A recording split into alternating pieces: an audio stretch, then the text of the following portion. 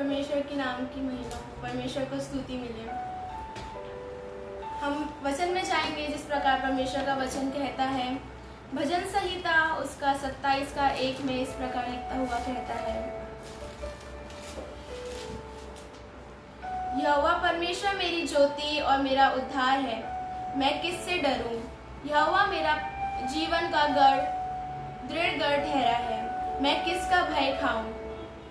परमेश्वर का वचन यहाँ लिखता हुआ कहता है कि अगर यहोवा हमारी ज्योति है और हमारा उद्धार है तो हमें किसी भी चीज का डर और भय नहीं है।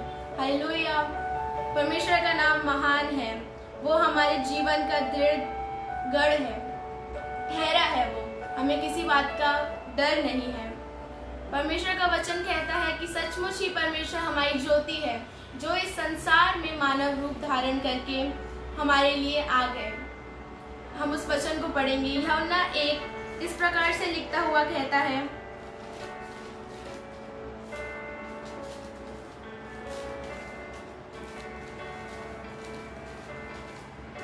आदि में वचन था और वचन परमेश्वर के साथ था और वचन परमेश्वर था। यही आदि में परमेश्वर के साथ था। जब सब कुछ उसी के द्वारा उत्पन्न हुआ और जो कुछ उत्पन्न हुआ है उसमें से कोई भी वस्तु उसके बिना उत्पन्न नहीं हुई। उसमें जीवन था और जीवन मनुष्यों की ज्योति था। ज्योति अंधकार में चमकती है और अंधकार ने उसे ग्रहण ना किया। इसका अर्थ अगर हम देखेंगे, अंधकार ने उसे ग्रहण ना किया का है, अंधकार उस पर जयवंत होने नहीं पाया क्योंकि वो स्वयं ही ज्योति था। हम आगे पढ़ेंगे। 6 यूहन्ना 1 का 6 लिखता हुआ कहता है, एक मनुष्य परमेश्वर की ओर से आ उपस्थित हुआ जिसका नाम यूहन्ना था। वह गवाही देने आया कि ज्योति की गवाही दे। वो ज्योति यीशु मसीह, उसकी गवाही देने यूहन्ना यहाँ आया ताकि सब उसके द्वारा विश्वास लाए। वह ज्योति ना था परंतु उस ज्योति की गवाही देने के लिए आया था। सच्ची ज्योति जो हर एक मनुष्य को प्रकाशित करती है, जगत में आने वाली थी। पहले यूहन्ना ये बोलते हुए चल रहा था कि अपने मनों को तैयार करो, मन फिराओ, क्योंकि परमेश्वर का राज्य निकट है। और 10th वर्ष में इस प्रकार लिखता है, वह जगत में था और जगत उसके द्वारा उत्पन्न हुआ और जगत ने उसे नहीं पहचाना। वह अपने घर आया और उसके अपनों ने उसे ग्रहण नहीं किया, परंतु जितनों ने उसे ग्रहण किया उसने उन्हें परमेश्वर की संतान होने का अधिकार दिया। आमीन। परमेश्वर का वचन कहता है, जितनों ने उस ज्योति को ग्रहण किया, परमेश्वर ने उसे परमेश्वर की संतान होने का अधिकार दिया, अर्थात उन्हें जो उसके नाम पर विश्वास रखते हैं, उस ज्योति पर विश्वास रखते हैं। वह ना तो लहू से, ना शरीर की इच्छा से, ना मनुष्य की इच्छा से, परंतु परमेश्वर से उत्पन्न हुए हैं। जो उस पर विश्वास रखते हैं, उस ज्योति में विश्वास रखते हैं, वो परमेश्वर से उत्पन्न हुए हैं। और वचन देहधारी हुआ, यीशु मसीह इस दुनिया में देहधारी हुआ और अनुग्रह और सच्चाई से परिपूर्ण होकर हमारे बीच में डेरा किया और हमने उसकी ऐसी महिमा देखी जैसे पिता की इकलौते की महिमा। आमीन। परमेश्वर का धन्यवाद हो इस वचन के लिए। परमेश्वर का वचन कहता है, जब यीशु मसीह दुनिया में आए तो उन्होंने एक बात को कहा जो कि यूहन्ना 8 और उसके 12 में लिखा है। यीशु ने फिर लोगों से कहा, जगत की ज्योति मैं हूँ। जो मेरे पीछे हो लेगा वह अंधकार में ना चलेगा परंतु जीवन की ज्योति पाएगा। आमीन। परमेश्वर का वचन कहता है कि यीशु मसीह स्वयं ही वो ज्योति है। हम अगर इसको देखें कि अगर हमारे घर में लाइट चली जाती है तो सब कुछ अंधकार में हो जाता है। हमारे पास अगर कुछ रोशनी का साधन ना हो तो सब कुछ अंधकार में हो जाता है, उसमें हमें कुछ भी दिखाई नहीं पड़ता है। हम इस बात को जानते हैं। परमेश्वर का वचन कहता है रोमियो 3 और उसके 23 में इस प्रकार से कहता है कि अगर हमारे जीवन में अंधकार है और इस बात को अगर कोई ग्रहण नहीं करता तो वो इंसान गलत बोलता है, क्योंकि वचन में स्वयं इस प्रकार से लिखा है, इसलिए कि सब ने पाप किया और परमेश्वर की महिमा से रहित है। ये वचन लिखता है, ये कोई ये नहीं हो रहा, लेकिन ये परमेश्वर की आत्मा के द्वारा लिखा गया है कि सब ने पाप किया और सब परमेश्वर की ज्योति से, परमेश्वर के उस महिमा से रहित है। लेकिन हमें इस बात को हमने जाना है कि जब यीशु मसीह ने उस सूली पर हमारे लिए उस लहू को बहाया, उसने हमें हमारे पापों से उद्धार दिया, हमारे पापों से उसने मुक्ति दी। आमीन। वो उस अंधकार में हमें नहीं रहना है। वो अंधकार, वो पाप उस तरीके से हो सकता है, कोई बोलने के द्वारा पाप कर सकता है, कोई सोचने के द्वारा, कोई सुनने के द्वारा, कोई कुछ भी देखने के द्वारा पाप होता है। लेकिन उस अंधकार से, उस पाप से हमें दूर रहना है। परमेश्वर का वचन मत्ती 5:14 में इस प्रकार से लिखता हुआ कहता है,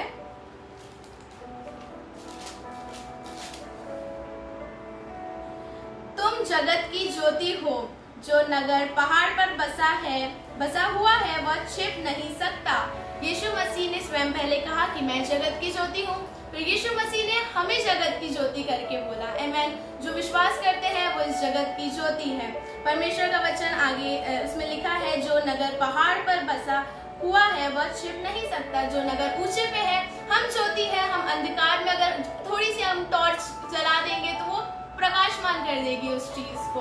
हम वो देखते हैं जैसे कि वो जो नगर ऊंचे पर बसा हुआ है, सबकी सब उसको देख सकते हैं, सबकी आंखें वहां पे जाती हैं। जैसे कि हम रात में अंधेरे में सितारों को देख सकते हैं क्योंकि वो ऊंचे पर है। परमेश्वर ने वो ज्योति बनाई है। परमेश्वर ने हमें कहा है कि हम जगत की ज्योति है। आइए हम आगे को देखेंगे इस प्रकार से। हम जगत की ज्योति होने के लिए सबसे पहले कि हमारे जीवन में अंधकार नहीं होना चाहिए। हम यीशु मसीह के लहू को ग्रहण करें और जो भी अंधकार हमारे जीवन में है उससे वो हमें माफ करेगा, वो पाप वो क्षमा करेगा और हम उसके प्रिय पुत्र और पुत्री बन सकते हैं। आमीन। आगे का वचन इस प्रकार से है कि हमें अपना जीवन पवित्र जीना है ताकि हम उसकी ज्योति को दूसरों तक भी पहुंचा सके। रात में अगर वही उदाहरण की लाइट चली जाएगी तो हमें मोमबत्ती की जरूरत पड़ेगी जिससे हम उजाला कर सके। तो क्यों ना हम इस संसार में जो अंधकार में है, हम उसमें क्यों ना हम वो एक छोटी सी लाइट, एक अगर इंसान बन जाएगा तो वो दूसरों के लिए भी कितना हेल्पफुल रहेगा। हम एक उदाहरण को देखते हैं कि हम अगर एक कैंडल को जलाते हैं, मोमबत्ती को जलाते हैं, तो फिर वो मोमबत्ती जो है अगर हम उससे बुझी हुई मोमबत्तियों को जलाते हैं तो वो भी जल उठती है। हालेलुया। आप समझ पा रहे हैं मैं क्या कह रही हूँ। हमें वो लाइट बननी है जो बुझे हुए लोगों को, जो जिनकी आत्माएं अभी बुझ गई हैं, उनको हम जलाएं। आप समझ पा रहे हैं। हम इसमें वचन को देखेंगे जो कि इस प्रकार से लिखा हुआ है कि इफिसियों 5:7-14 में पढ़ देती हूँ। इस प्रकार से लिखा है इफिसियों 5:7-14, इसलिए तुम उनके सहभागी ना हो, मतलब अर्थात संसार के सहभागी ना हो, क्योंकि तुम तो पहले अंधकार थे परंतु अब प्रभु में ज्योति हो। आमीन। प्रभु ने हमें ज्योति बनाया है, अतः ज्योति की संतान के समान चलो। हमें ज्योति की संतान के समान चलना है क्योंकि ज्योति का फल सब प्रकार की भलाई और धार्मिकता और सत्य है। हम वापस से पढ़ेंगे इसको, क्योंकि ज्योति का फल सब प्रकार की भलाई, धार्मिकता और सत्य है, और यह परखो कि प्रभु क्या भला और प्रभु को क्या भाता है। हमें ये जरूरी है हमारे जीवन में हम देख के चले कि प्रभु की इच्छा क्या है, प्रभु को क्या भाता है और क्या नहीं भाता है।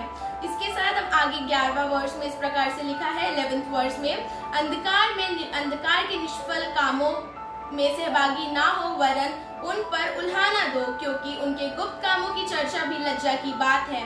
पर जितने काम पर उल्हाना दिया जाता है वह सब ज्योति से प्रकट होते हैं। सब कुछ ज्योति में प्रकट होता है, अर्थात उसमें जो यीशु मसीह है उसके अंदर सब कुछ प्रकट होता है, क्योंकि जो सब कुछ प्रकट करता है वह ज्योति है। आमीन। जो सब कुछ प्रकट करता है वह स्वयं ही ज्योति है। इस कारण वह कहता है, हे सोने वालों, जाग जाग और मुर्दों में से जी उठ, तो मसीह की ज्योति तुझ पर चमकेगी। परमेश्वर का वचन हमें सिंपल लाइनों में लिख के कहता है कि परमेश्वर की ज्योति आप पर कैसे चमक सकती है। जब हम उस नींद से, जो हमारी आत्मिक नींद में जो सो रहे हैं, उससे हम जागेंगे तो हमें परमेश्वर की ज्योति, मसीह की ज्योति हम पर चमकेगी। आमीन। इसमें लिखा है, जैसे कि हम उदाहरण के रूप में देखें, हम लाइट के विषय में बात कर रहे हैं, रोशनी के विषय में। जब हम सोते हैं तो हमें रोशनी की जरूरत नहीं होती। उसी प्रकार जब अगर कोई इंसान आत्मिक रूप से सोया हुआ है तो उसको रोशनी की जरूरत नहीं पड़ेगी, उसको अंधकार में ही सब कुछ अच्छा दिखेगा, उसको उसी में रहना पसंद आएगा। लेकिन अगर हम देखें कि अगर हमें उसको आत्मिकता में हमको जागे रहने की जरूरत है, क्योंकि मसीह का वचन कहता है, परमेश्वर का वचन, मसीह की ज्योति तुम पर चमकेगी, क्योंकि हर सोने वाले जाग उठो और जो भी मुर्दे हैं मुर्दों में से जी उठ। उस अंधकार में हमें नहीं रहना है, लेकिन हमें उससे जाग उठना है। आमीन। परमेश्वर का वचन यहाँ पे साफ रीति से हमें कहता है कि हमारी जो आत्माएं हैं, जो हमारे अंदर है, वो दूसरों को हमें प्रेरित करना है। दूसरे हमारे लाइफस्टाइल को देख के दूसरे लोग को सीखना चाहिए। ऐसे हमें अपना लाइफस्टाइल बनाना है। हम आगे को देखेंगे, इस प्रकार से लिखा है कि जैसे कि हम देखें, हम कहीं बहुत दूर से काफी दिनों बाद अपने घर में आए हैं और वहाँ पे बहुत सारा कचरा है, लेकिन हमें साफ करना है, वहाँ पे लाइट भी नहीं है। तो हम सबसे पहले जो काम करेंगे, अंधेरा में तो कचरा ऑलरेडी साफ हो ही नहीं सकता क्योंकि दिखेगा ही नहीं, लेकिन हम क्या करेंगे कि पहले कुछ मोमबत्ती जलाएंगे, कुछ लाइट का करेंगे इंतजाम, फिर हम वो साफ सफाई कर पाएंगे। परमेश्वर का वचन 1 कुरिन्थियों 3:16 में लिखता हुआ कहता है, मैं पढ़ूंगी।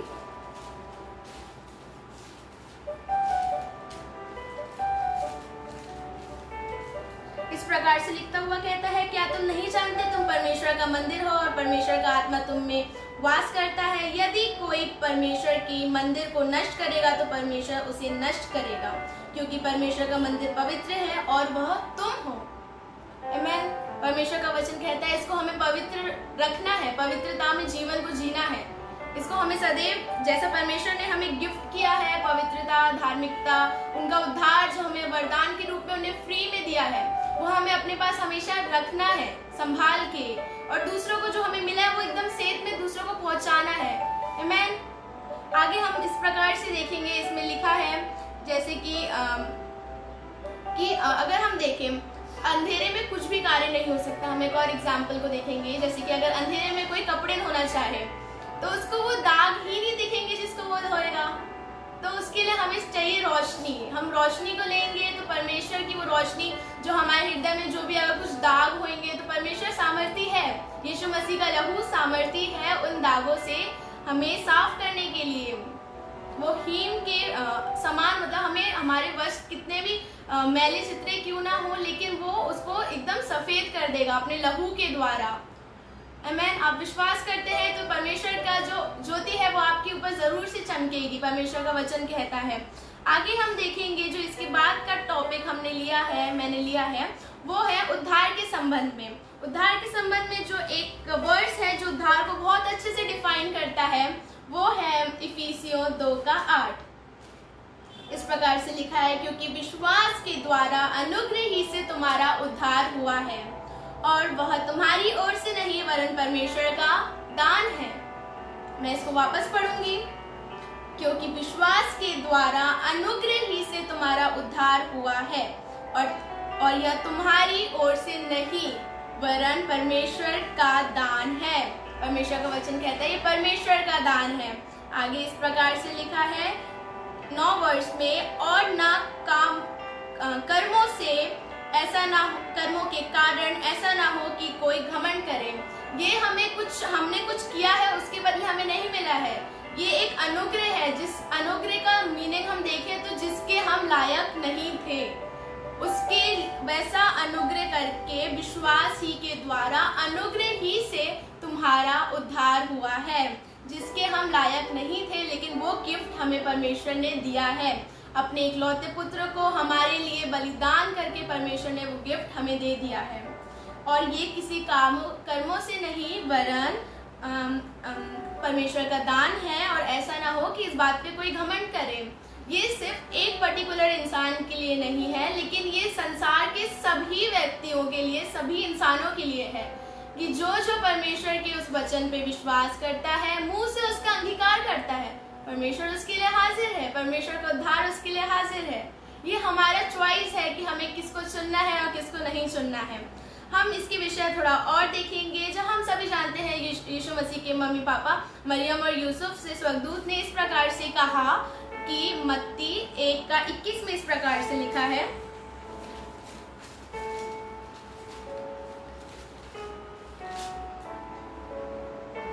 वह पुत्र पुत्र जनेगी और तू उसका नाम यीशु रखना, क्योंकि वह अपने लोगों का उनके पापों से उद्धार करेगा। यीशु मसीह के नाम का अर्थ यहाँ लिखा है, क्योंकि वह अपने लोगों का उनके पापों से उद्धार करेगा, अर्थात वो उद्धार करने की सामर्थ सिर्फ यीशु नाम में है। आमीन। परमेश्वर का वचन वो परमेश्वर की ओर से आया, वो निष्कलंक मेमना जो हमारे लिए बलिदान हो गया, सिर्फ उसी में वो सामर्थ है जो उद्धार कर सके।